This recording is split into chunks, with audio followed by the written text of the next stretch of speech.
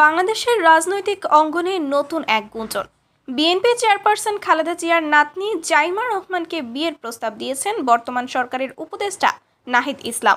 এই খবর ছড়িয়ে পড়ার পরপরই সামাজিক যোগাযোগ মাধ্যম এবং রাজনৈতিক মহলে আলোচনার ঝড় উঠেছে। জাইমা রহমান দেশের অন্যতম প্রভাবশালী পরিবারের উত্তরসূরি। খালেদা জিয়ার নাতনি এবং তারেক রহমানের কন্যা জাইমা ব্যক্তিত্ব, সৌন্দর্য এবং শিক্ষার জন্য বহুদিন ধরেই আলোচনায় রয়েছেন।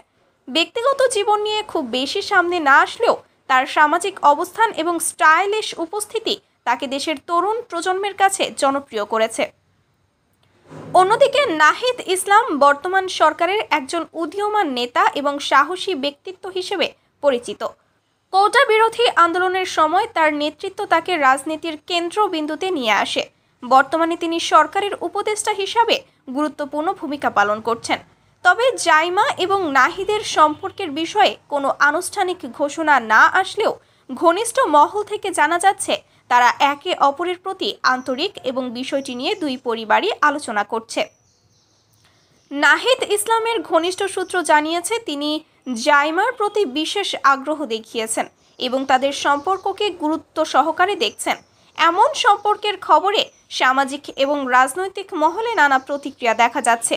কেউ কেউ এটিকে একটি রাজনৈতিক সম্পর্ক হিসাবেই দেখছেন, আবার কেউ বলছেন এটি কেবলই দুটি মানুষের ব্যক্তিগত সিদ্ধান্ত।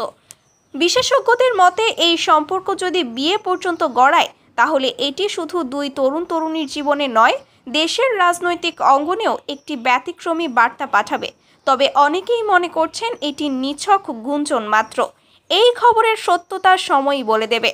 তবে বর্তমানে জাইমা এবং নাহিদের এই সম্ভাব্য সম্পর্ক নিয়ে দেশের মানুষ আগ্রহী হয়ে উঠেছে, যা রাজনৈতিক বিতর্কের বাহিরে এক নতুন আলোচনার সূত্রপাত করেছে।